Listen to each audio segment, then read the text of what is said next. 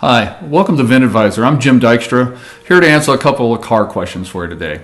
So, first thing you should know about VIN Advisor, if you haven't spent a little time on our site, is our mission is simple. It's to dramatically simplify the purchase and ownership of your cars and trucks.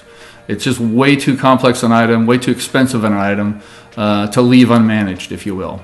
So we want to make sure that our members save time and money, but most of all that they're confident in what they're doing because they're properly informed, well-informed, and ready when those cases arise, whether you want to sell a car, trade a car, or buy a new car. So today we start at the beginning, which I guess is where you should always start.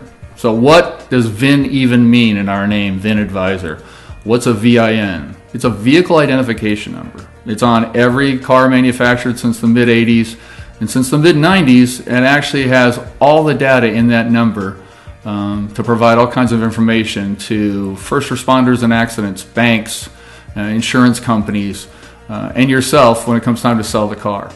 So let's take a look at what it really looks like. It's a 17-character VIN, easy to find. It's on the windshield, driver's side windshield. If you get out of the car like you're gonna clean your windshield and just look down in that corner closest to the engine, you'll see your 17-character VIN. And what that does is it really dramatically simplifies a really complex item in terms of the car.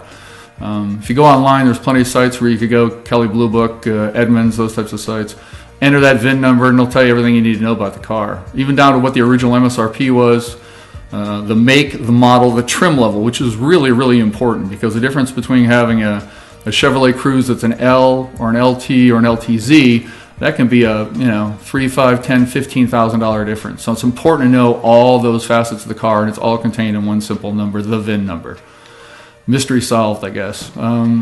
Most importantly, if you're looking for a car online, if it's listed by either manufacturer or dealer, the VIN number is always displayed. Might be one page deeper into the description page of the car, but it's easy to find. Usually they make it really pronounced. And again, it just makes it easy for you, because that VIN number is going to be what you need if you want to get an insurance quote on that particular car. If you want to check on the financing on that particular car, it all starts with the VIN. Important to note that while manufacturers and dealers are required to list that VIN number, most consumer sites where you might put your car if you're trying to sell it yourself don't require it. Craigslist doesn't require it as a case in point, which means roughly 1 out of 5 cars will have a VIN number and the other 4 out of 5 don't. So just a quick tip: if you're going to try to sell your car yourself, be sure to include the VIN number, even if there's not a specific line for it. Maybe in the description part of the ad, make sure you put the VIN number in, because nobody can really start to formulate how much they give you for that car, or whether they're really even totally interested in it, until they can verify exactly which make, model, year that it is. So super important, and that can mean thousands of dollars, obviously, both in terms of purchase and sale prices.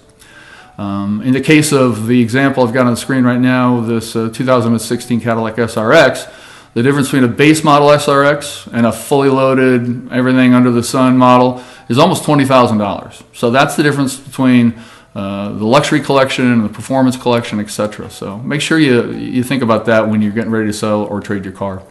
So what does the VIN number mean to you on a day-to-day basis? Probably not much, but what it means at least once a year is you should probably update your records for the assets you own. You probably do this for your house, maybe take pictures for your insurance agent, what have you. Good idea to do the same thing here. Just simply appraise the car online. In other words, go to Kelley Blue Book or Edmunds, put your VIN number in, answer a few questions, and see what the current value is for that car. It's also the first place you start if you're in the market. If you're thinking about buying something else, most people are going to trade or sell their car, so that's probably the first place you should start. Do it once a year. It's easy. See what the value is. And by the way, if this didn't answer all your questions about a VIN number, or if you got any other questions, please feel free to shoot us an email at info@vinadvisor.net.